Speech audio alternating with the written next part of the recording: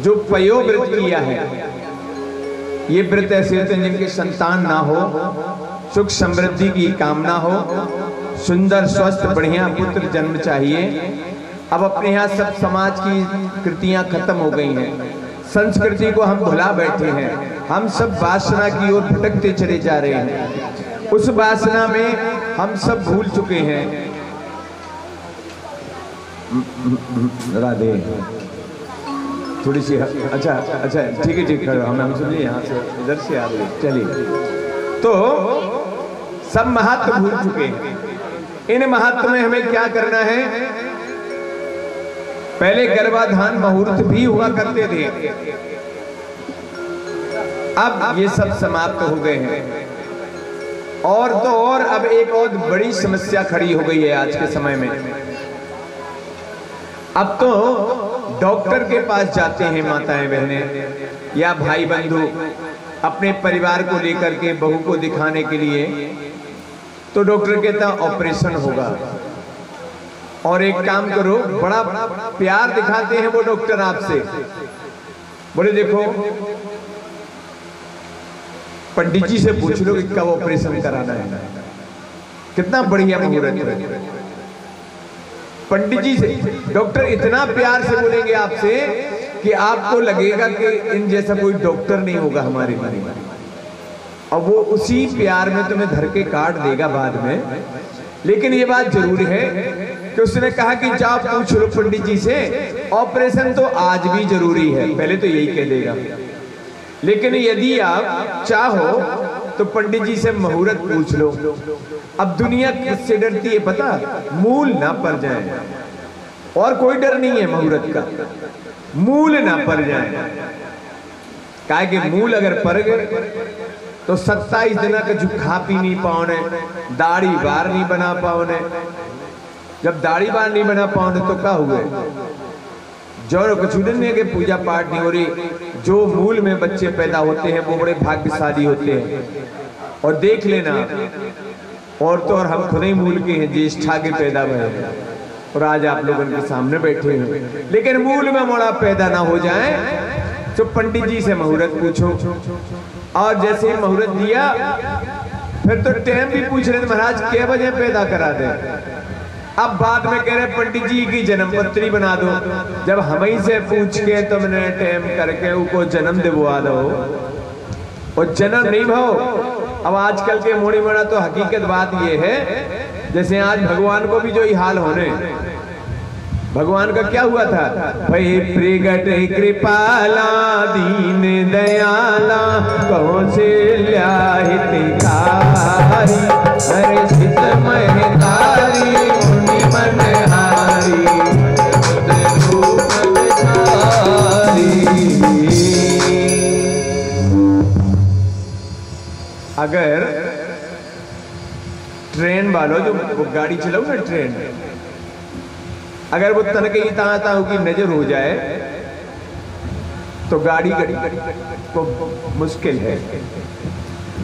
और जहां तक हमें जहां तक सुना है, अब तो नहीं मालूम, अब जो नए इंजन आ रहे हैं तो उनका नहीं मालूम है, लेकिन पुराने इंजनों में वॉशरूम भी नहीं बनता था कि डॉक्टर कहीं, वो ड्राइवर कहीं गाड़ी रोक दे। और हमारे ड्राइवर जो है इधर उधर भटकते तो फिर देर में गाड़ी स्टार्ट होती है। बोलो वृंदावन बिहारी लाल की। तो डॉक्टर के कहने से आपने मुहूर्त में बच्चे को पैदा करा दिया, तो पैदा थोड़ी ना हुआ, वो तो प्रकट हो गया। क्योंकि भगवान ने ही कहा था कि हम प्रकट होंगे। अब आज उन्होंने अदिति को आशीर्वाद दे दिया कि हम तुम्हारे गर्भ से प्रकट होंगे, और प्रकट भी हुए इतने सुंदर सांवले। अच्छा एक बात समझ में नहीं आती, हमारे भाई बंधु माता बहनों की तो नहीं कहते हम, उनका तो खैर आवश्यक है। हमारे भाई बंधुओं को हमें समझ में नहीं आती, मोनिमोन उनको नहीं समझ में आऊ। जाने कितने तरह की जो बाथरूम में घुस जाएंगे, जा क्रीम दे रगड़ा, बा क्रीम दे रगड़ा, जो भी दे रगड़ा, और जस की तस बनी रही। जितनी देखो दुनिया में गोरे रंग की क्रीमें मिल रही, वे सबके घरन में मिले भीतर बाथरूम में। नाना प्रकार की क्रीमें आती हैं। पुराने लोगों से पूछ लो, जो पुराने हमारे माता पिता बुजुर्ग बैठे हैं, इनने कभी तो बंदा छाप साबुन से नहा लो है? और आज भी गोरे बैठे, आज तक करिया नहीं पड़े। क्यों? तो ऐसे भक्त मिले पुराने लोग जो महीने साबुन ही नहीं लगाओ। पहले के लोग मट्टी भी लगा लेते, लेकिन आज इतनी क्रीमें लगाते हैं, इसके बाद भी महाराज पिंपल हो गए, मैं का बोल गई है। अरे ये सब मत करो। लेकिन नहीं, हम ये नहीं समझ पाते हैं कि भगवान स्वयं सांवले पैदा हुए। बोलो, जितने जन्म भगवान ने लिए सब सांवले ही हैं कि नहीं? राम, आप लोग हाथ उठाना और मुंह से बोलना, भगवान श्री राम किस रंग के थे? सांवले। सांवले। कृष्ण कन्हैया सांवले। सांवले। तो आज ये जो आ रहे हैं ना बलि वामन भगवान, ये भी सांवले ही प्रकट हुए हैं। बोलो वामन भगवान की जय। अब जब भगवान छोटे से थे, और कितने छोटे थे, इनका 4 अंगुल का तो केवल पेट था, बस इतनी हम नाप बता दें आपको। 4 अंगुल का पेट। अब 4 अंगुल क्या जी कहलाएंगे? इतना पेट था। अब जब इतना पेट होगा तो पांव कितने हुए? इतने और बड़े जे, ठीक। और एक के ऊपर सिर आ जाएगा इनका, कुल मिला के 6-7 इंच के या 8 इंच के बलि वामन प्रकट हुए। बोलो वामन भगवान की, श्री वामन अवतार की। अब जैसे ही भगवान का अवतार हुआ, बृहस्पति देव आए, उन्होंने छतरी दे दी, ये छाता पकड़ो। एक जन आए तो उन्होंने कमंडल दे दिया। बटुक भगवान को कमंडल मिल गया, छाता मिल गया है। किसी ने जनेऊ करा दिया, किसी ने चरण पादुकाएं दे दी। अब बन गए छोटे से ब्राह्मण। मुंह कितना था? बोले बटुक। बटुक माने का है? बटुक कहते हैं हम आप, लेकिन बटुए के माफिक था। जो हमारे पुराने लोग तंबाकू खाते हैं ना पहले, अब तो वे डायरेक्ट गुटखा में धर काय की चुनेटी और काय की बटुआ। पुरानी अपनी सास लोगों से पूछियो, सास से भी ना पूछो, ददिया सास से पूछियो। जिस सास से भी आज खाती हैं गाँव में, भी तो गुटखा खा लगी। ददिया सास खाओ करती और उनमें सरोतिया, सरोता, सुपारी, कत्था, लौंग, इलायची और बटुआ ऐसे खींच दो, उसको मुंह बंद हो जाता। वे कर लगते बटुआ कैसो मुंह। तो आज ये जो भगवान का अवतार हुआ, उनका मुंह भी बिल्कुल बटुए जैसा था, गोल। लेकिन सुंदर इतने थे कि इनकी एक पुत्री भी थी,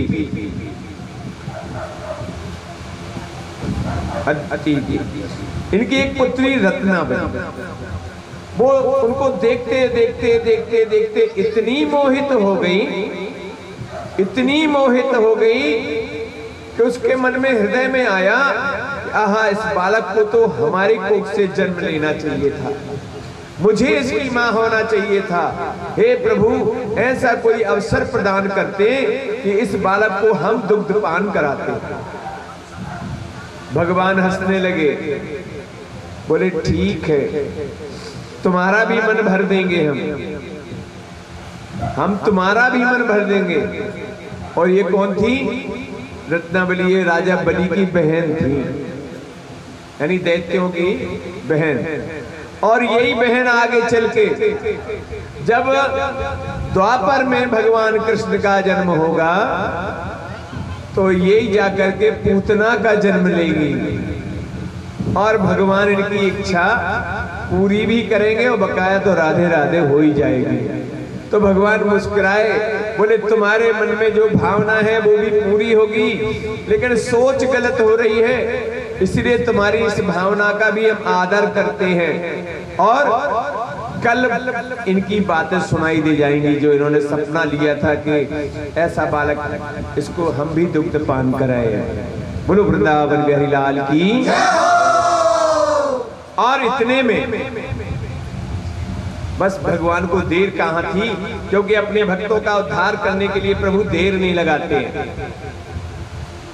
ली छतरी ऐसे दबाई, कमंडल दबाया, जनेऊ पहना है और ठुमक ठुमक ठुमक ठुमक पैजनियां पहन के और चल दिए। हरि बामन का वेश बनाया, बलि राजा को छलने आया।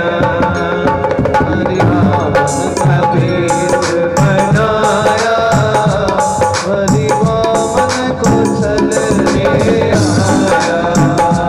हरि बामन का वेश बनाया, बलि राजा को छलने आया।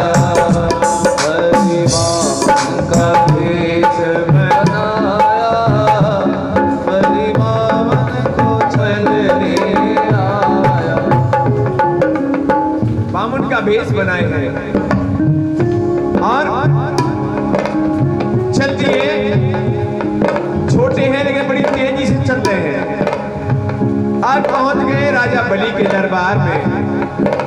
बलि राजा उस समय यज्ञ कर रहे हैं और यज्ञ की आहुति के बाद उठ करके बैठते थे और नाना प्रकार से दान करते थे। दान करते समय देखा दूर से बामन को आते हुए देखा। बामन माने ब्राह्मण को। बामन को आते हुए देखा। सबसे पहली नजर शुक्राचार्य, उनके गुरु शुक्राचार्य की पड़ गई। शुक्राचार्य को ऐसे लगा बिल्कुल सूर्य चला आ रहा हो, स्वयं सूर्य देव चले आ रहे हो। महाराज से कहा, महाराज बलि, राजन ये कौन आ रहा है? राजा बलि ने भी देखा, उन्हें लगा कि ये चंद्र चले आ रहे हैं। दोनों जन हाथ जोड़ करके खड़े हो गए तो देखा, क्योंकि भगवान जन्म तो लिए थे इतना सा, लेकिन थोड़े आकर के आते आते थोड़े से बड़े हो गए थे। देखा ब्राह्मण बालक खड़ा है। भिक्षाम देहि, हे राजन भिक्षा दीजिए।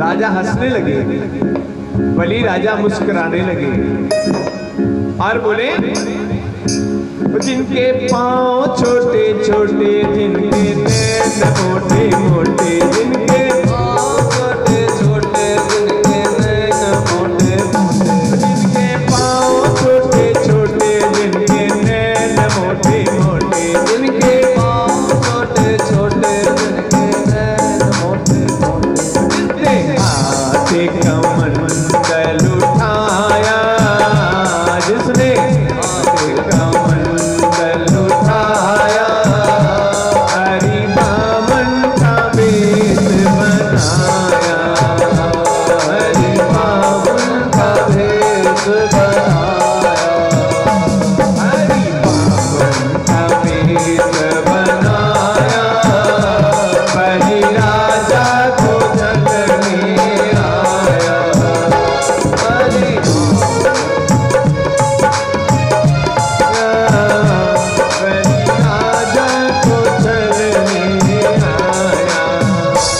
जिनके पांव छोटे छोटे, जिनके नैन मोटे मोटे, जिनके छोटे छोटे, जिनके नैन मोटे मोटे, जिनके हाथ कमंडल उठाया, बलि राजा को छलने आया।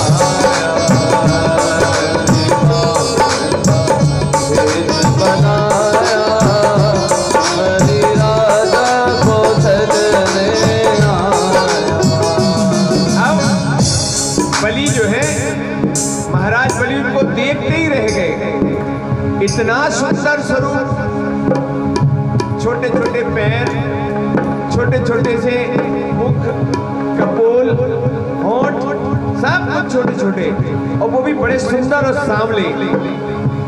तो ऐसे भगवान के दर्शन को करके राजा बलि ने भी प्रणाम किया।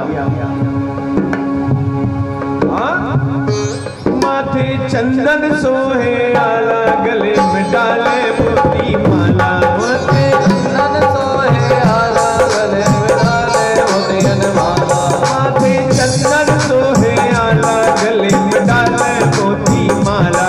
चंदन सोहे आला, गले में डाले मोती माला। जीते हाथों में छत्र उठाया,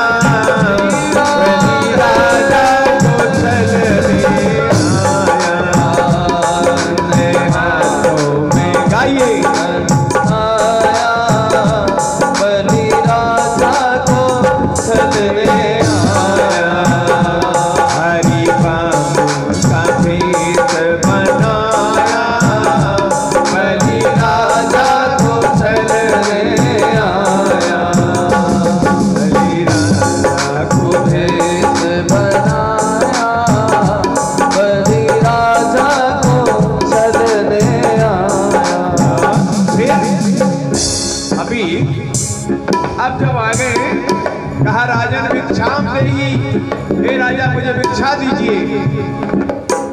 भगवान राजा बलि हंसने लगे। अरे महाराज क्या चाहिए तुम्हें बताओ, क्या चाहिए तुम्हें? थोड़ा थोड़ा चलने दो। बोले क्या चाहिए महाराज? आप अपना दिल खोल के बोलिए। शुक्राचार्य का माथा ठनका। एक तो छोटा सा बालक ऊपर से भिक्षा मांग रहा है और राजा ने कह दिया मांगो क्या चाहिए। कहीं कोई माया तो नहीं है। देखिए गुरु हमेशा इसीलिए जरूरी होता है। गुरु हमेशा इसीलिए जरूरी होता है। माता पिता भी गुरु है, हमने आपको पहले बताया था। एक बार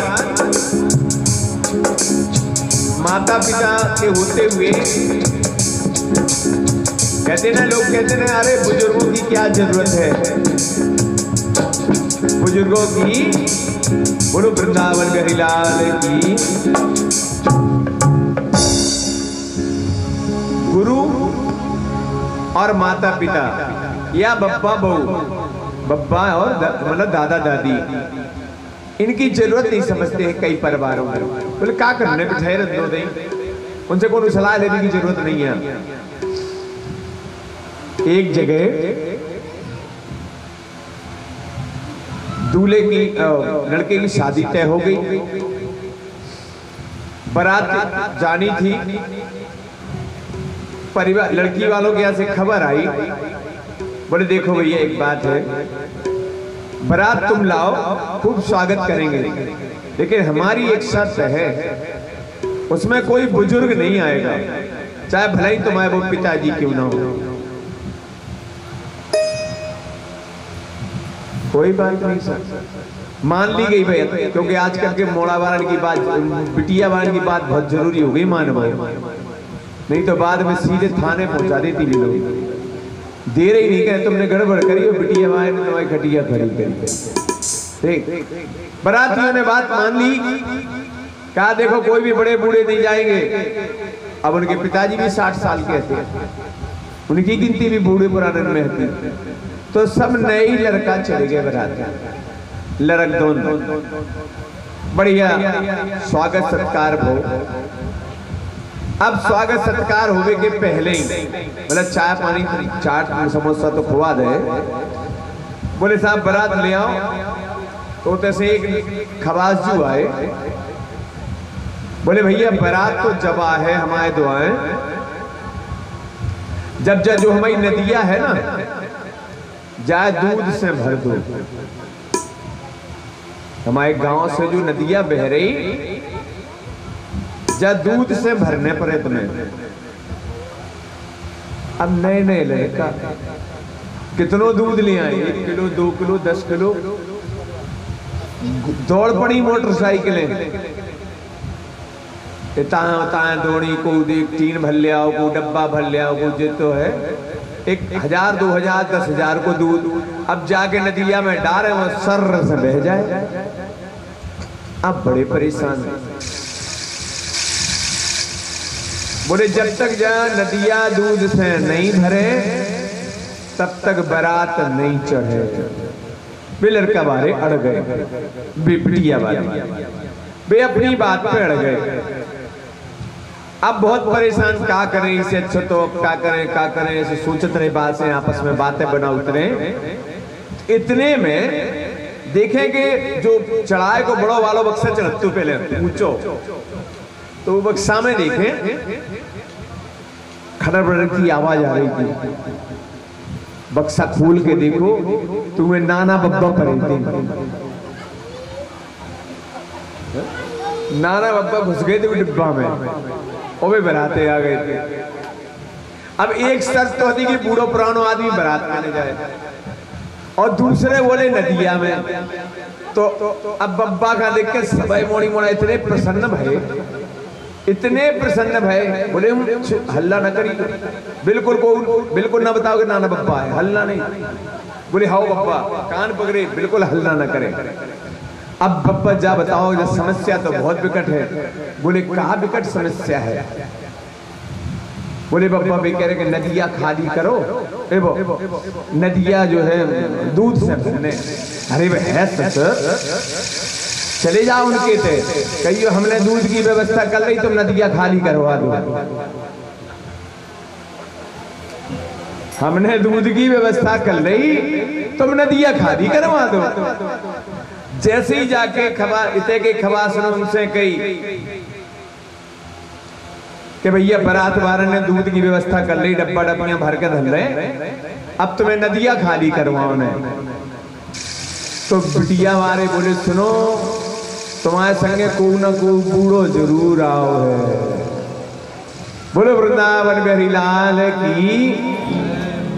तो भैया हो, सभी जनन से प्रार्थना है कि जब कहूँ बात अटक जाए तो जे बब्बा बहू और बाप मता ही बचाए हैं। आज अपने माता पिता जिंदा रहते हैं तो हम आप बिंदास घूमते रहते हैं कहीं भी, भले उनसे ना 1 रुपया ले ना 1 रुपया उन्हें दे, लेकिन छत्र छाया बनी रहती है। बोलो वृंदावन बिहारी लाल की।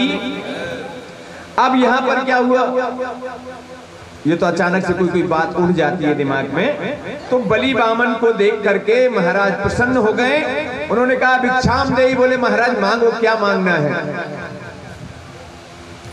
बलि बामन बड़ी छोटी सी आवाज में बोले, राजन पहले विचार कर लो, ब्राह्मण दरबार में आया है, खाली ना जाए तो मांगो, अन्यथा नहीं मांगूंगा। वो और हंसे, बोले महाराज सोना चांदी घर कपड़े अन्न भोजन बोलो तो सही। बोले फिर भी तिरबाचा हरवाई, 3 बार कहलवाया, राजन बदलोगे तो नहीं, राजन बदलोगे तो नहीं। अब जब 3 बार कहा तो शुक्राचार्य को कुछ मने आभास हुआ, यहाँ कुछ गड़बड़ है। बलि महाराज को बुलाया, बोले थे आओ साइड में आओ एक तरफ। बोले सुनो, ये कोई मुझे माया दिखती है, और माया नहीं है, स्वयं ब्रह्म दिखते हैं। बोले ब्रह्म है तो और अच्छी बात है, हमें बड़ी खुशी के हमारे द्वारे ब्रह्म आए, स्वयं जगदीश्वर आए। बोले में तुम्हें डर का है? बोले नहीं, हमें डर है कि जे तुम्हें मिटा के दे जैसे।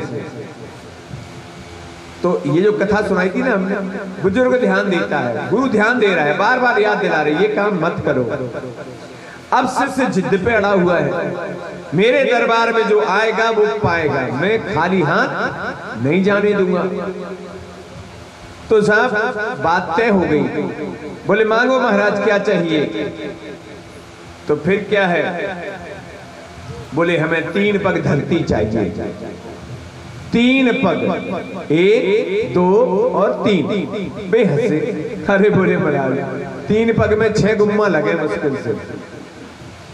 3 पग में 6 गुम्मा मिले। महाराज किलो मांग लेते, जो हम मकान मांग लेते, आप कहते तो हम आपके लिए पूरी 10 एकड़ 20 एकड़ की जमीन दे देते। बोले राजन, हम लालची ब्राह्मण नहीं है, हमें तो 3 पग धरती चाहिए। बहुत कहते रहे राजन, हीरा मोती जवाहर। बोले बस हम बोले शुद्ध सात्विक ब्राह्मण हैं, हमारी इच्छा 3 पग धरती की है। लेकिन शुक्राचार्य के संग बढ़ता ही चला गया, क्योंकि उन्हें मालूम था कि जी की टांगे इतनी सी हैं 2 इंच की है? वो कितना बड़ा एक गुम्मा जमीन नाप पर। अब हुआ संकल्प। तो संकल्प में आपने देखा हो, जो वो जानती भी होंगी, करवा होता टोटीदार, तो वो इस टाइप के सांपदार जैसे कभी कभी मंदिरों में होता है, वो करवाई है। देखो उसकी बढ़िया लहरदार वो होती है टोटी जो लगी रहती है, उसमें जल भर के और संकल्प बोलना शुरू कर दिया बटुक ब्राह्मण ने।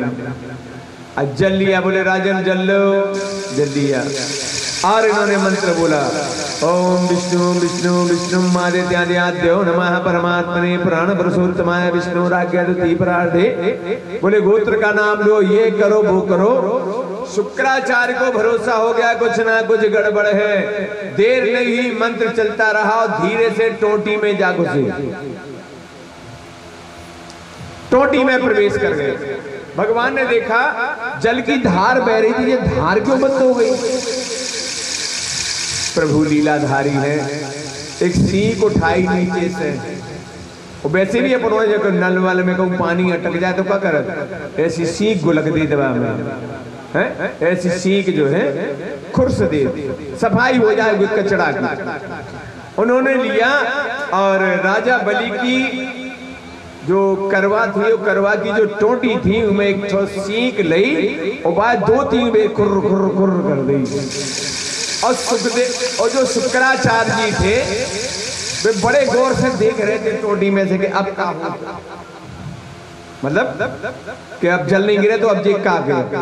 वे जब सोच नहीं रहे, वो बड़ी चकचकी लगा के देख रहे थे। जैसे इनकी सीख पहुंची तो फक से सीधी एक हाथ आंख चली गई, और जैसे ही आंख में घुस और आंख को बंटा ढाल, और शुक्राचार्य जी बाहर फड़फड़ा के देख रहे हैं। ठीक जैसे ही बाहर करे तो देखेंगे शुक्राचार्य को एक साइड को तो बाजार बंद हो। बोलो वृंदावन बिहारी लाल की। तब से शुक्राचार्य जो है एक आंख के हैं, और इसी कोई जो कौआ घूमते हैं ना, कुछ लोग कहते हैं ये शुक्राचार्य जी हैं। कौए की भी एक ही आंख होती है। ठीक, अब संकल्प हो गया।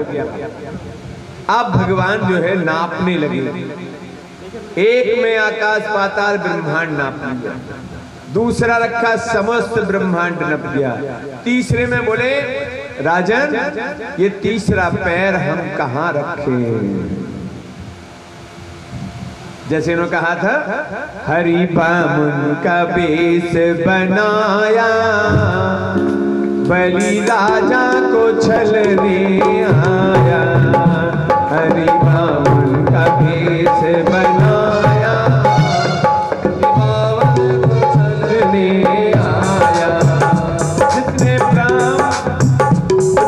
ब्राह्मण वेश बनाए राजा बलि के द्वारे आए। जिसने ब्राह्मण वेश बनाए राजा बलि के द्वारे आए।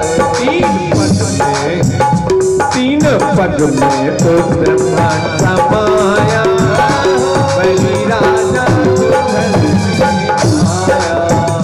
हरि बामुन का वेश बनाया, बलि राजा को छलने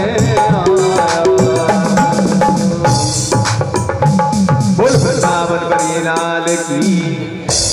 अब वो कहते हैं कि भगवान मेरे सर पे रख दो, मेरे सर पे।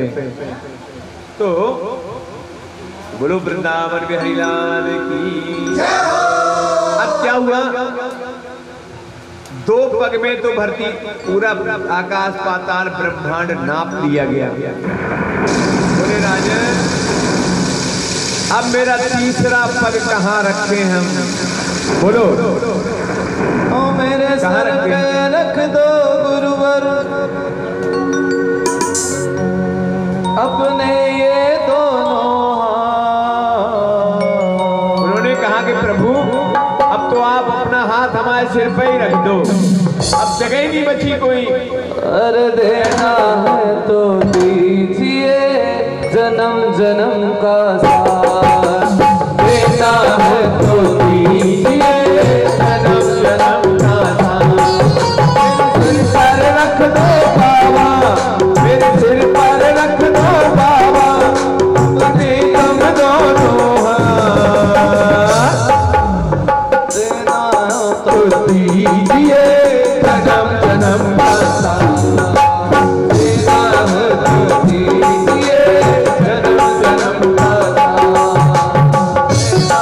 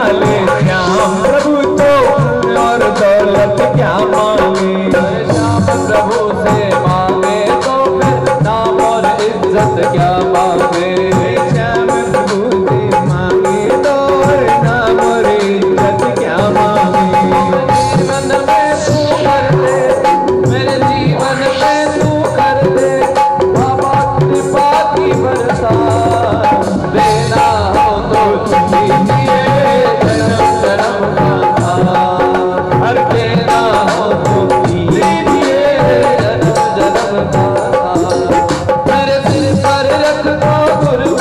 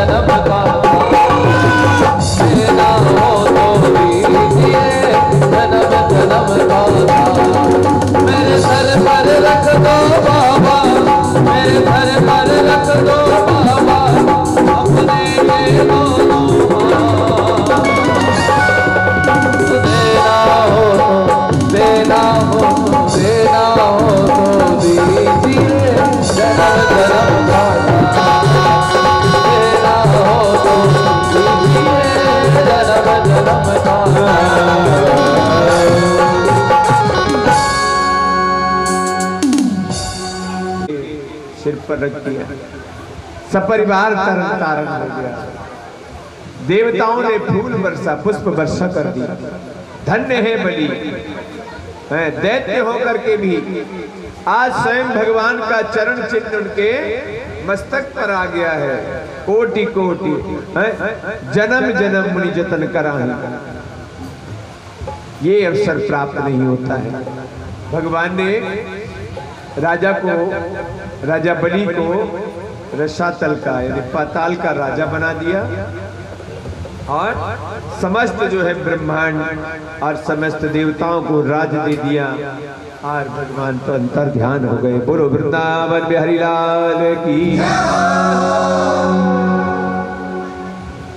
और इसके बाद राम रामेति रामेति रमे रामे मनोरमे सहस्त्रनाम तत्तुल्यम राम नाम वरानने। बोलो राम राजा सरकार की। अभी आपने जो कथा में वर्णन सुना है, इन अवतारों की कथा के इस रस रूपी धारा में भगवान श्री राम का भी जन्म और बड़े सूक्ष्म रूप में श्रीमद् भागवत में इनका वर्णन आया है। सुखदेव जी महाराज ने श्री भगवान श्री राम राजा सरकार का भी वर्णन दिया है, जिसमें बड़े ही छोटे रूप में कहा है कि महाराज दशरथ के पुत्र नहीं थे और महाराज दशरथ के पुत्र ना होने के कारण दशरथ महाराज भी बड़े दुखी थे। तो पुत्रेष्टि यज्ञ कराया गया। पुत्रेष्टि यज्ञ में खीर दे करके और इनका भगवान श्री राम का प्राकट्य हुआ।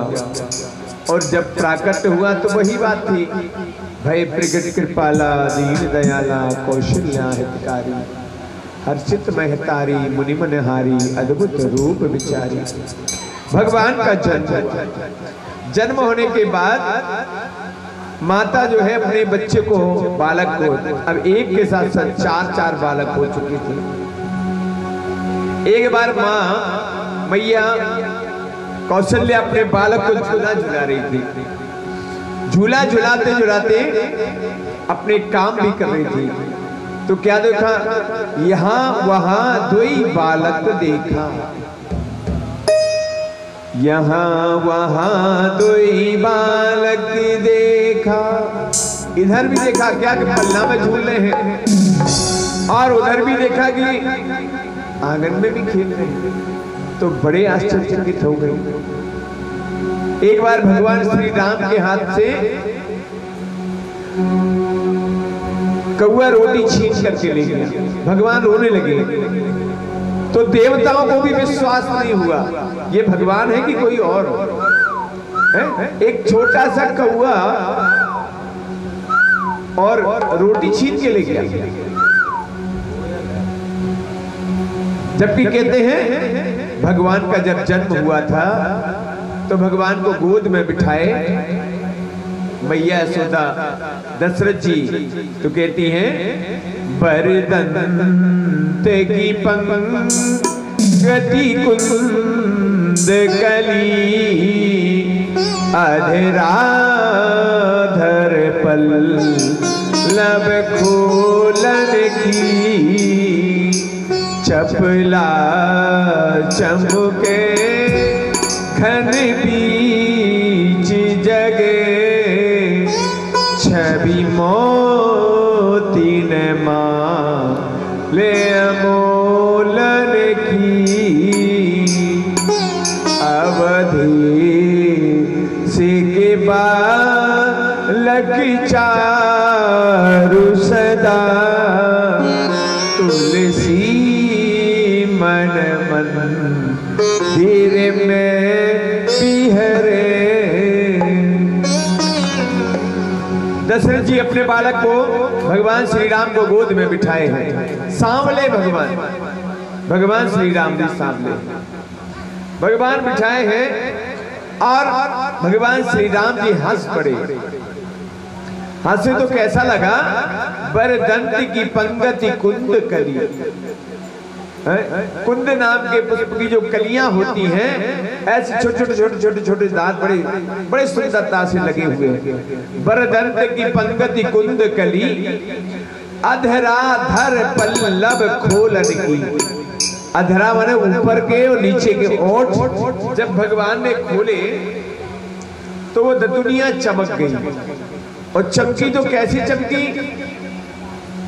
देखो एक बात और बताए, कथा में पंडित वर्णन करते हैं, आचार्य ब्राह्मण व्यास शास्त्री, तो वो ये चाहते हैं कि आपको वो छवि दिख जाए। तो जैसे हम बता रहे हैं कि गोद में बिठा ले, आप भी अपनी गोद में भगवान को बिठा लो, फिर उनका मुख देखो। जैसे हमने कहा था मानसिक पूजा हुई थी ना, जो उनमें वो शक्कर ज्यादा चली गई थी, नहीं है मालूम, एक बार फिर से सुन लो। मन से पूजा होती है। सेठ जी ने पंडित जी से पूछा, बोला बिना खर्चे की पूजा बताओ। बोले बिना खर्च की पूजा है, तुम आंखें बंद करो और सोच लो भगवान हमारे सामने बैठे, चाहे सवेरे के 4 बजे, चाहे 6 बजे, चाहे 5 बजे, चाहे नहाओ चाहे न नहाओ, बस सोच लो कि भगवान बैठे। अब उन्हें स्नान कराना है तो नल के पानी से न कराओ, सीधी गंगा जी चली जाओ, चाहे कानपुर, चाहे इलाहाबाद, चाहे हरिद्वार, वहां से जल ले आओ, बढ़िया सी मिठाई का भगवान को भोग लगाओ, फूल चढ़ाओ, चंदन लगाओ, ये सब किया। अब क्या हुआ, सेठ जी पहुंचे घर पहुंच करके उन्होंने वही किया। बस बन रही है कहानी, बनी बस, ये मुश्किल से 10 मिनट लगेंगे, 10 से 15 मिनट, बस ज्यादा नहीं। राम का जन्म हो गया है और इसके तुरंत बाद ही कन्हैया का जन्म होगा। तो बोलो वृंदावन में हरिलाल की। अब सेठ जी ने वही किया, सवेरे सवेरे उठे, नहाने की भी जरूरत नहीं, सर्दी के दिन थे, बैठ गए पूजा में पलंग के ऊपर और मन में विचार करने लगे, हमारे लड्डू गोपाल बैठे, हमारे फलाने देव बैठे, ये वो सबको हरिद्वार तक चले गए, दिमाग से जल चढ़ा दिया। अभी आप लोग कुछ जाना नहीं, और जिनको बहुत जल्दी उनको हम रोकेंगे भी नहीं, है ना। लेकिन आज का आनंद तो भगवान की रसमयी कथा के साथ साथ प्राकट्य का भी है, भगवान का जन्म होना है। तो इतना हुआ क्या कि पंडित जी छोटे अनूप, यहाँ जो भी सामग्री है प्रसाद की, इसकी व्यवस्था अंदर ले जाओ, कौन सी चीज किस में मिलानी है वो इकट्ठी करो, मिठाई है जो जैसा भी हो, बहुत सारी है, पंजीरी में, अठवाई में, दूध दही सब एक मिक्स करा दो, शक्कर मिला पंचम, एक बढ़िया से सुंदर से कटोरे में, ठीक है, नया हो तो ठीक है, हाँ नहीं एक अलग से ले आओ भर के, वो यहाँ रख दो, एक खीरा यहाँ रख दो, एक चाकू यहाँ रख दो, और पंडित जी कलावा, इतनी व्यवस्था आप करा दो। वो यहाँ भगवान का जन्म होगा, वो यहाँ सामग्री रख दें। तो हम ये कह रहे थे कि हाँ, अब सेठ जी ने भगवान को भोग लगाया, वो भी दूध का, वो रोज लगाते थे, 4-5 दिन लगातार लगाते रहे। एक दिन उनकी बहू ने, देखिए सब काम दिमाग से हो रहा, सपने में ना, तो बहू कभी आई, बहू तो थी दिल्ली में, ठीक, सपने की बात थी। बहू ने छोटी चम्मच की जगह बड़ा चमचा डाल दबा में, और सेठ जी ने चम्मच उठाई और दूध में डाला, जैसे ही डाली एकदम चम्मच देखी, सेठ जी चौंक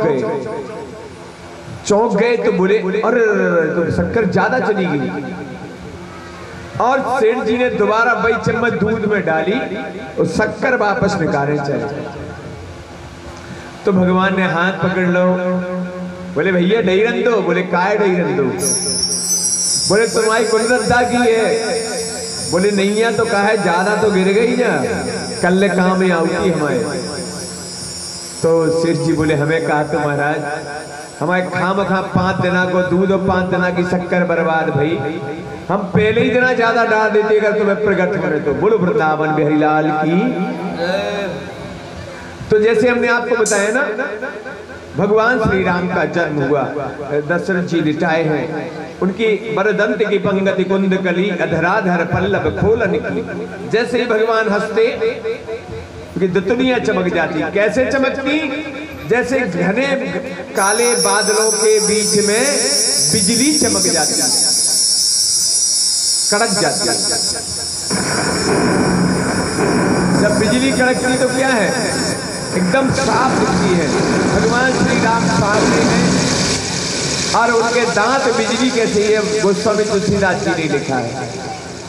भगवान खेलने जाते हैं, आंगन में खेलते हैं तो मालूम क्या हुआ, कब हूँ ससीमा गतियारी करे, कब हूँ प्रतिबिंब बनिहारी डरे, कब हूँ करताल बजाई के नाचते, मातु सबे मन मोद भरे,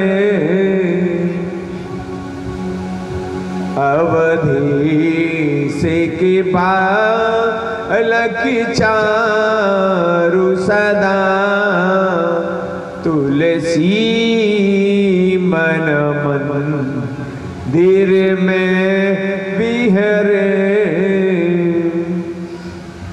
कब हूँ ससीमागत आरी करे।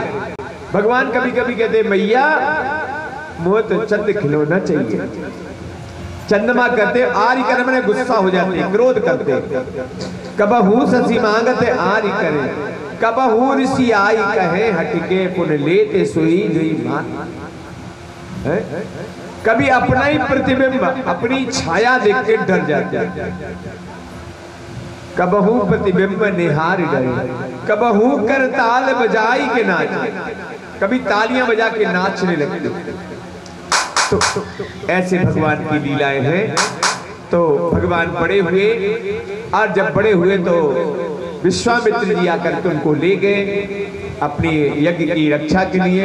विश्वामित्र ने उन्हें विद्याएं सिखाई और ताड़का का वध भी भगवान श्री राम ने किया। ताड़का वध के बाद मुनि के साथ सिया जी के आश्रम में जनकपुरी पहुंचे।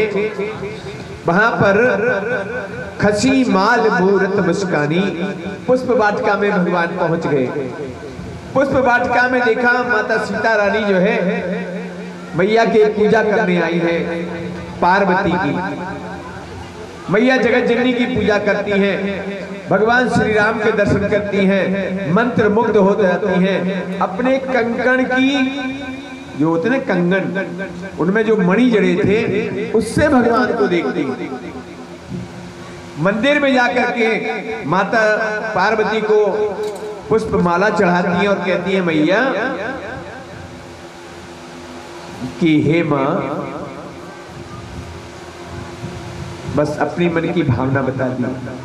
तो खसी माल मूरत मुस्कानी, जैसे ही माता सीता मैया ने अपना सिर झुकाया तो जो जगदम्बा के पास जो माला चढ़ी हुई थी वो खसी माने छूट गई और छूट करके उनके गले में गिर गई।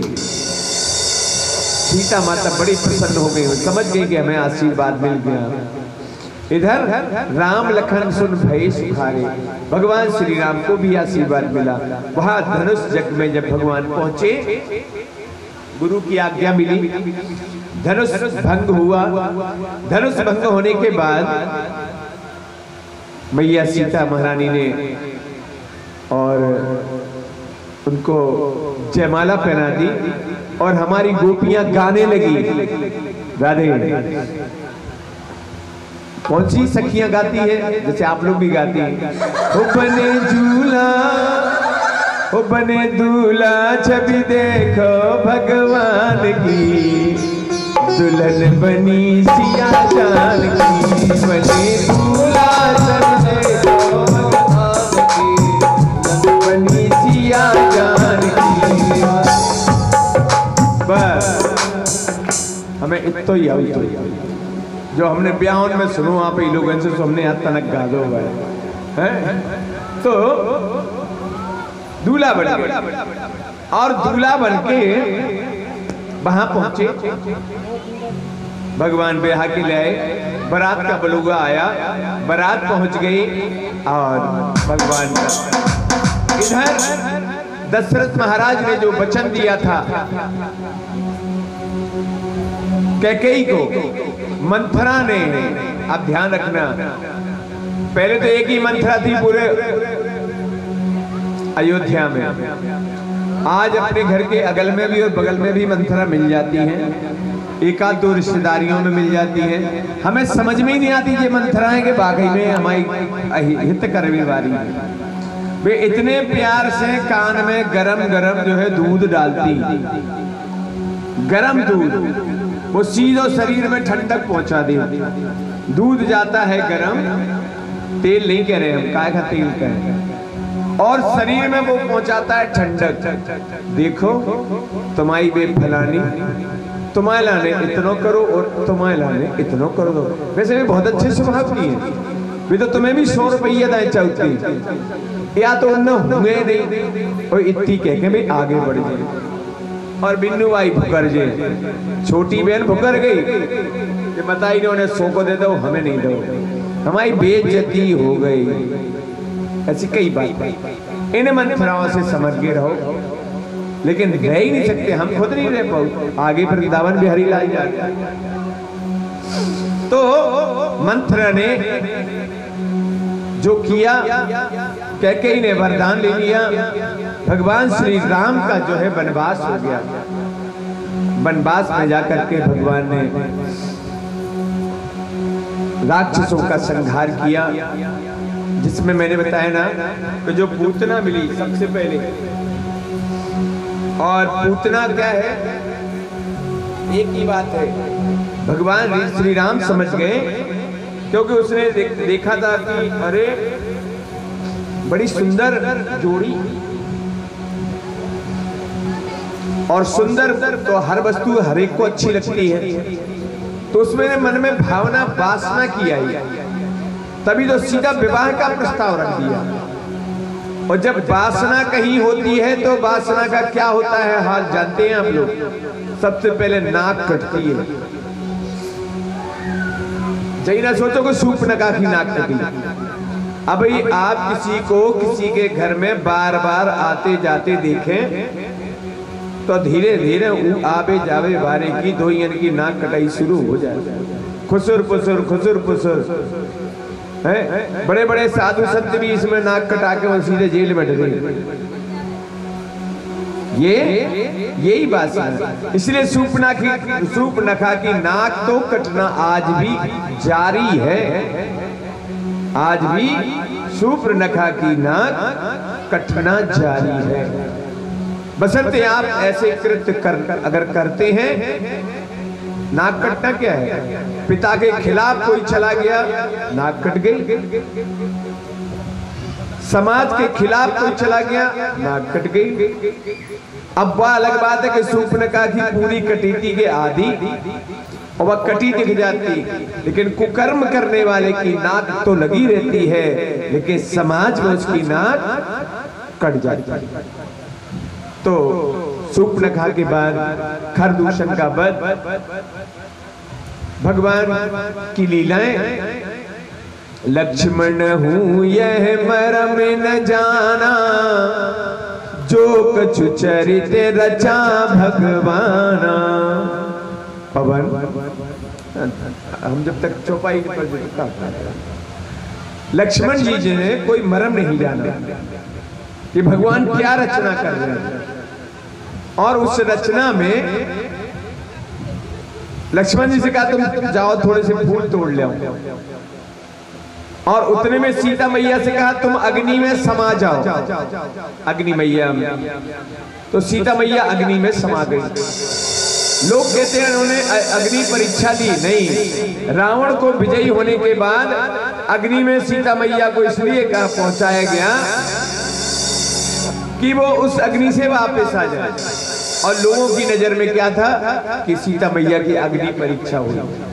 यहां उन्होंने अरण्य कांड में ही सीता को माता से कहा कि तुम अब हमें अपना खेल करना है तो तुम अग्नि में प्रवेश कर जाओ। सीता माता जो है अग्नि में प्रवेश कर गई, अपनी छाया छोड़ गई। उस छाया को रावण ने हरण कर लिया। और जब रावण ने हरण कर लिया, सुग्रीव, जटायु, ये सब को भगवान को मिलते गए, सहायता करते गए।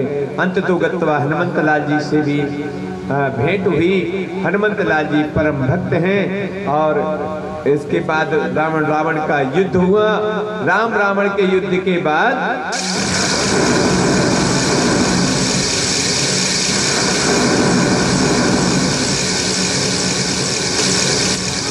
रावण का जब युद्ध हुआ तो राधे अभी जब कन्हैया जी की कथा चालू होगी तब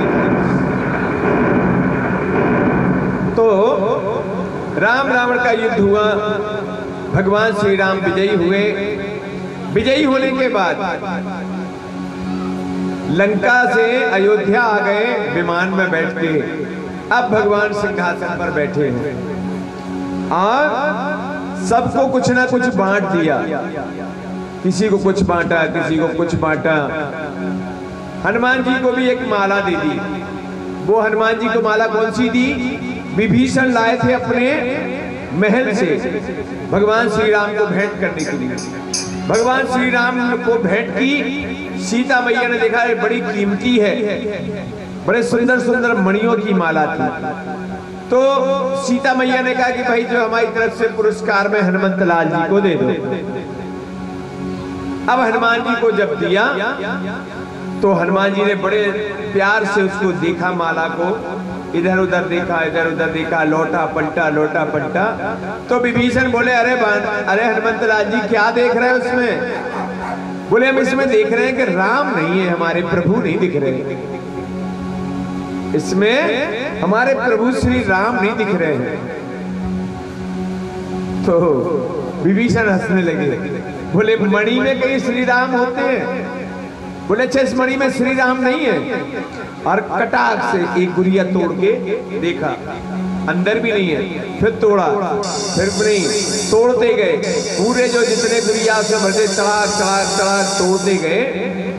एक भी गुड़िया में मणि जो श्रीलंका के रावण के यहाँ से आई थी, महारानी सीता और राम के लिए प्रदान की गई थी, इतनी महंगी। और माता सीता ने उनको भेंट करनी थी। तो श्री राम जानकी दरबार में बैठे हैं।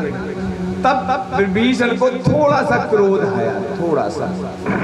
बोले अरे हनुमान जी, बोले बंदर क्या जाने अदरक का स्वाद। बोले जब मणियों में कहीं भगवान दिखते हैं, ऐसे तो तुम्हारे हृदय में हनुमान जी भगवान बैठेगा?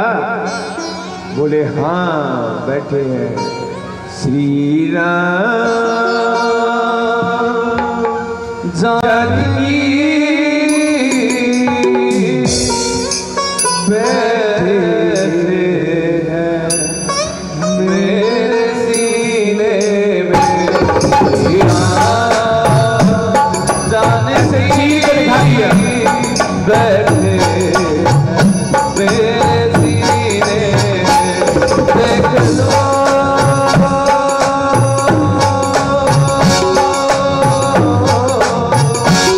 देख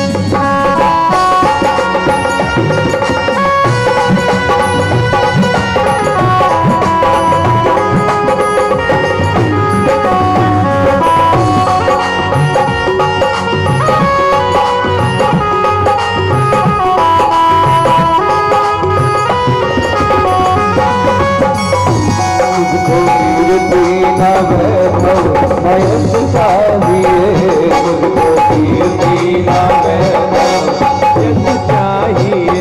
सिया राम का सदा मुझको रस चाहिए, सिया राम का सदा मुझको रस चाहिए।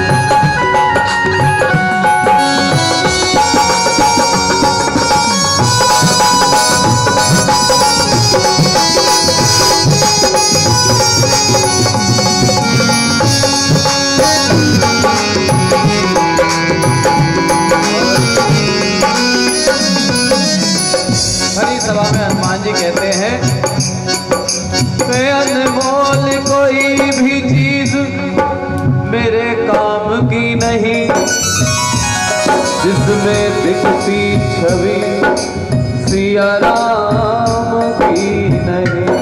राम रसिया मैं राम सुमिरन करूं, राम रसिया मैं राम सुमिरन करूं। सिया राम का सदा ही मैं चिंतन करूं, सिया राम का सदा मैं चिंतन करूं। सच्चानंद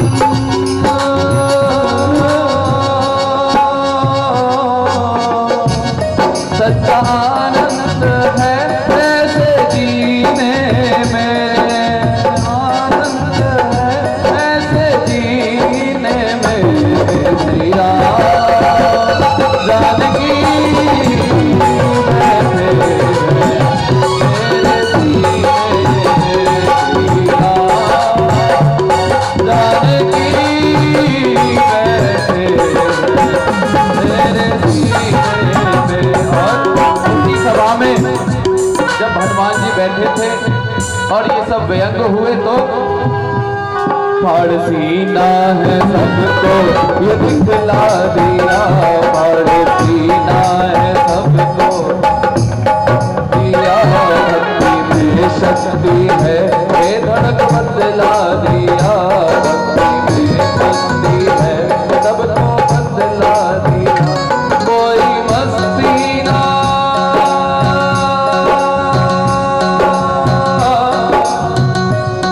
कोई मस्ती ना सागर को पीने में, कोई मस्ती ना सागर को पीने में।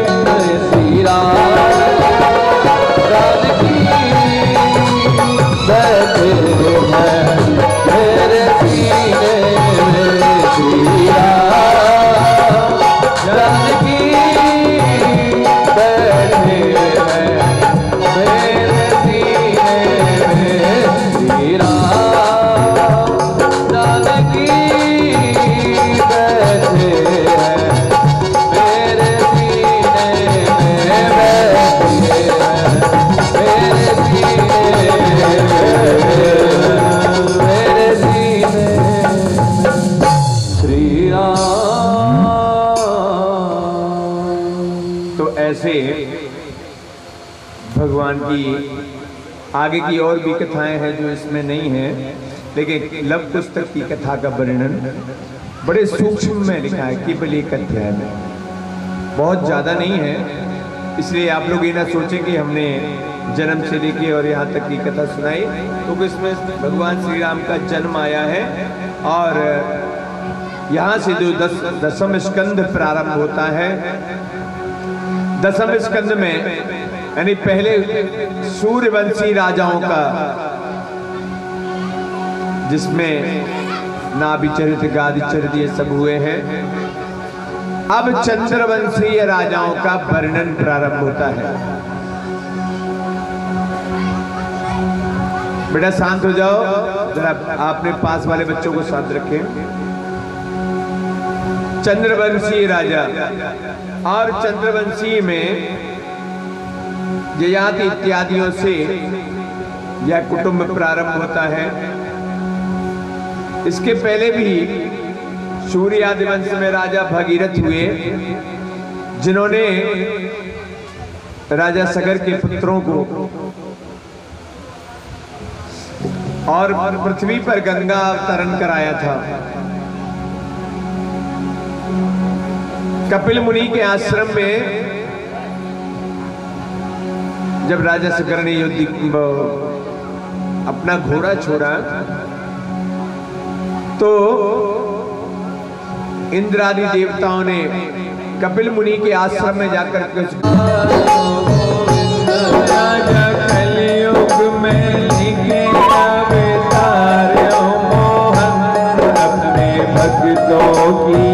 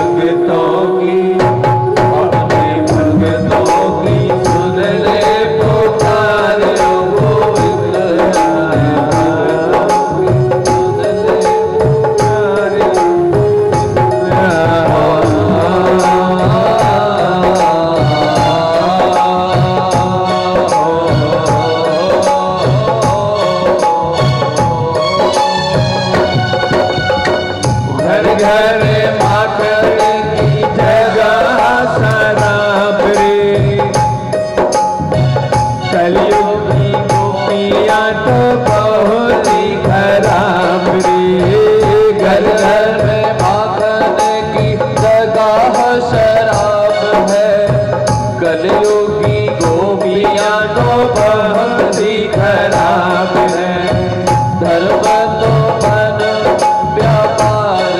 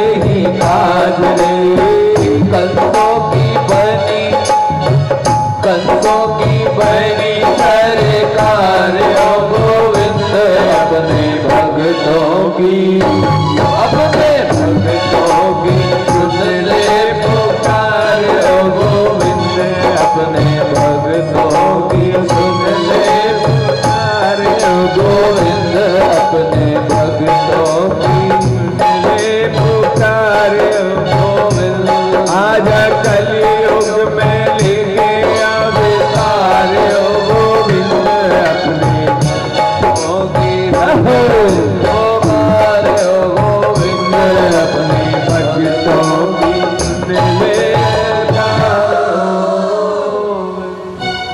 बोलो वृंदावन बिहारी लाल की। ऐसे इस कलकाल में भी, उस समय भी कंस के राज्य में भी पृथ्वी त्राह त्राह कर रही थी। आज कलयुग चल रहा है तो आज भी सब त्राह त्राह मची है ना, है? जहां घर घर में दूध था आज वहां नदियों की शराब की नदियां बह रही। कलयुग की गोपियां बहुत ही खराब, पता ही नहीं चले कब किसकी क्या कहानी हो जाए। गायों की तो दुर्दशा समाज में होती जा रही है, वो तो जना पता नहीं क्या, कुछ थोड़ा सा कुछ भाग गए कि ठीक हो गई, तो एक रोग पीछे पड़ गया तो भी बड़ी दुर्दशा है। तो ऐसे तस्याम विदर्भो जनयत पुत्रो नामना कुशक्रयो। सुखदेव जी बोले राजन, विदर्भ के कुश, कृत और रोमपाद नामक 3 पुत्र हुए। तो अभी भगवान कृष्ण की जो वंशावली है उनके दादा परदादाओं के नाम का विवरण बहुत बड़ा है,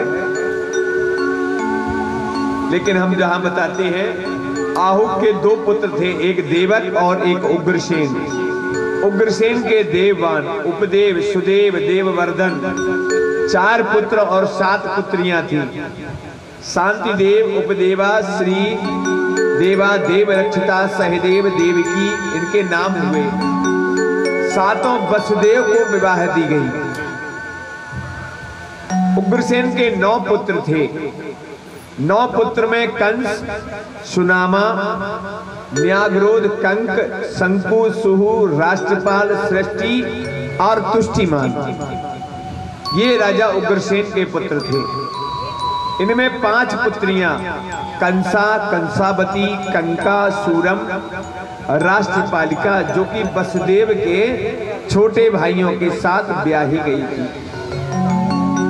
चित्रसुत विदुरथ का सूर्य का पुत्र, यानी कहने का तात्पर्य भगवान का बहुत बड़ा वंश है। इति तस्याम से अधाय गर्भम सूर्यो दिवम गता सद्या कुमारा संगते द्वितीय इव भास्कर सुतम देवातुकारूप वृद्ध शर्मा समग्रही ऐस्यामद्भक्ता ऋषि सप्तोदिते सुता कंसवत्या देवस्रवासुवीरा इगुमासस्तथा कंकाया मानकांकज्ञात सत्यजित पुरुषिता। कंस के बाद भगवान कृष्ण के जो भाई थे जिन्हें कंस ने मार दिया था, उनके आप लोग नाम पहले सुन ले, कथाएं तो आगे होगी। देव जी के जो 8 पुत्र थे उनमें प्रथम का नाम था कीर्तिमान, सुसेन, भद्रसेन, ऋजु, संवर्धन, भद्र, और फिर थे शेषावतार, संकर्षण, बलराम, और 8 में थे भगवान कृष्ण। इस प्रकार सुभद्रा नाम की एक कन्या भी थी जो भगवान की बहन थी। पितामही यदा देहम धर्म सक्षयो वृद्धिश्चिता। तो ये इस प्रकार से भगवान कृष्ण के कुटुंब का यानी चंद्रवंशियों का वर्णन है। वसुदेव और देवकी जाकर के महाराज कंस का उत्पात बढ़ने लगा। जब कंस का उत्पात बढ़ने लगा तो कंस ने इतना उत्पात मचाया और बढ़ते बढ़ते उन्होंने लिया सो अपने पुत्र अपने पिता श्री उग्रसेन महाराज को बंदी बना लिया। बंदी बना करके जेल में डाल दिया। मन में विचार किया देवकी का विवाह कैसे किया जाए, तो सीधे साधे यादव जी को वसुदेव बिल्कुल सीधे शांत चित्त रहते, कोई मतलब नहीं, किसने क्या ले लिया कोई मतलब नहीं। वसुदेव से विवाह कर दिया और विवाह करके विदा करने पहुंचे। बहुत विस्तार है। विदा करने के लिए निकले तो नारद जाऊ कंस के पासा, कहो यह तो नादानी है। भगवान ने कहा कंस से, नारद से, नारद जाओ और कंस से कुछ कहो। बोले क्या कहें? कह दो ये नादान, ये क्या कर रहे हो? नारद जाऊं कंस के पासा, कहो यह तो नादानी है। बोले जब तुम जाकर के कंस से पाप करवाओगे, पाप की संख्या बढ़ेगी। तो पहुंचे, पाप की संख्या बढ़ती गई। क्या? बहन की विदा करते हुए आकाशवाणी हुई, अरे कंस, तू जिसको विदा करने जा रहा है, रथ में बिठा के जा रहा है, उसका 8वां पुत्र तुम्हारे मृत्यु का कारण बनेगा। और वही हुई, बना भी। बस फिर तो रावण को क्रोध आ गया, द्रौपदी को तलवार लेके मारने के लिए दौड़ा। तो वसुदेव ने कहा, महाराज इस अबला नारी पर क्यों क्रोध करते हो? अरे इसके जो पुत्र होगा, तुम्हारी दुश्मनी तो पुत्र से है ना, तो इसके जब भी पुत्र उत्पन्न होंगे, जितने भी होंगे, हम अपने यहाँ से तुम्हारे यहाँ भिजवा देंगे। बोले अच्छा चलो कोई बात नहीं, जाओ ले जाओ। तो नारद जी आप पहुंचे, नारायण नारायण। बोले महाराज तुमने अगर देवकी का विदा कर दिया, एक बात सोचो, मान लो ना लाए तुम्हारे पास, एक आध गायब कर दिया पुत्र, तो तुम क्या कर दोगे? या वसुदेव ने दूसरे पुत्र ला के दे दिए, तो तुम क्या कर लोगे? बोले हाँ ये बात तो सत्य है। बोले फिर? बोले इनको अपने पास ही रखो, सुरक्षित रखो। तो आदमी सबसे ज्यादा सुरक्षित कहाँ रह सकता है राजाओं के यहाँ? बोले जेल में डाल दो। वसुदेव और देवकी जेल में डाल दिए गए। समय बीतता है, एक एक क्रम से 5 बालक उत्पन्न होते हैं। समाचार मिला, पहला मिला तो देवकी को बड़ा कष्ट हुआ। कंस आया खिलखिलाता हुआ, हंसता हुआ, और पहले बालक का वध कर दिया। दूसरे का, तीसरे का, चौथे का, 5वें का, 6वां गर्भ संकर गर्भ गिर गया। 7वां विस्थापित कर दिया गया। इस गर्भ से निकाल के रोहिणी के गर्भ में विस्थापित हो गया। रोहिणी भी इनकी ही पत्नी थी, वसुदेव की। कंस के भय के कारण ये सब छिप गई थी। नंद बाबा के अब वहां जाकर के शंकर बलदाऊ भैया पैदा हुए। बोलो बलराम भगवान की। अब आज घोर अंधेरा है, आज दोपहरिया के जल बरस गो। वैसे तो रात के बरस, जो कलयुग है, भगवान का जब जन्म हुआ था तो रात में बरसा था, ठीक है। अब अगर पानी बरसे तो महाराज सबरी कथा को मजा खराब हो गो। लेकिन हम, अरे भगवान क्या करूं, हम चौंके के बादल में गरज गए का। भादो मास की भव्य अष्टमी तीव्र गर्जना के साथ अष्टम पुत्र होता है, उसका जन्म होने वाला है। और उससे पहले आप लोग को 2 लाइन गानी है। आप लोग गाएंगे तो जन्म होगा, नहीं तो सुई यहीं अटक जाएगी। तो बोलो वृंदावन बिहारी लाल की। बस केवल 2 लाइन, फिर उसके बाद और देखेंगे।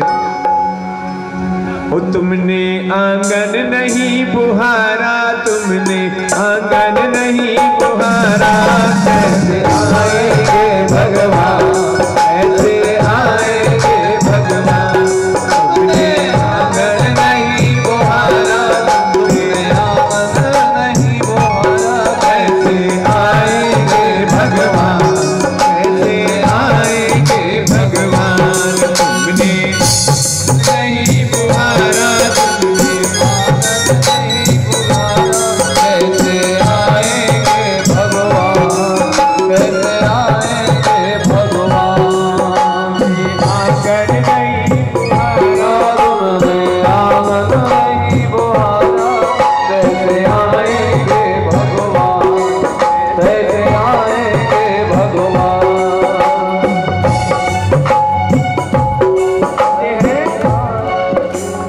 कि तुमने आंगन नहीं बुहारा। और आज श्री प्रमोद कुमार जी श्रीवास्तव, अनूप श्रीवास्तव और अंकित और हमारे अंबिका जी, उनके चाचा जी, भतीजे जी, भैया जी, सब लोग जी, एक बार जोर से बोलना, बोलो वृंदावन बिहारी लाल की। केवल श्रीवास्तव परिवार खड़ा हो जाए, जो जिनके नाम इसमें लिखे हुए हैं, बहुएं बैठी रहे।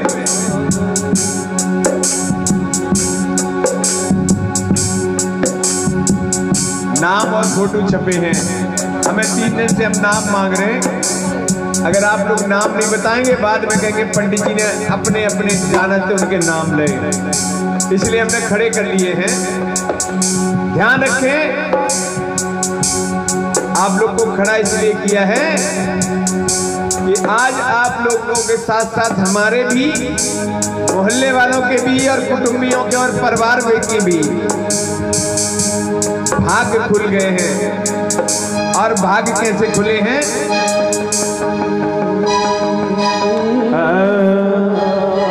मेरी झोपड़ी के भाग्य आज खुल जाएंगे, श्याम पाएंगे, खुल जाएंगे, श्याम पाएंगे। मेरी झोपड़ी के भाग्य आज खुल जाएंगे, श्याम पाएंगे। मेरी झोपड़ी के भाग्य आज खुल जाएंगे, श्याम पाएंगे। झोपड़ी के भाग्य आज खुल जाएंगे, श्याम पाएंगे। मेरी झोपड़ी के भाग्य आज खुल जाएंगे, श्याम पाएंगे।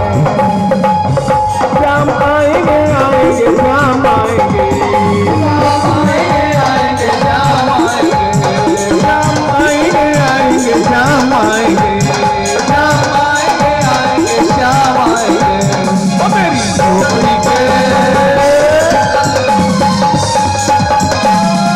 मेरी झोपड़ी के भाग्य आज खुल जाएंगे,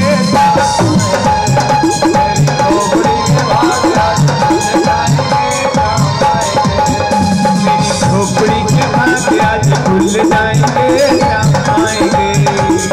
झोपड़ी के भाग्य आज खुल जाएंगे, श्याम आएंगे। बोलो वृंदावन बिहारी लाल की। ये भजन भी यहीं पर ब्रेक लग गया है। अब जब जन्म हो जाएगा तब कुछ इसके आगे बढ़ेंगे, किस किस के भाग खुले और किसके नहीं।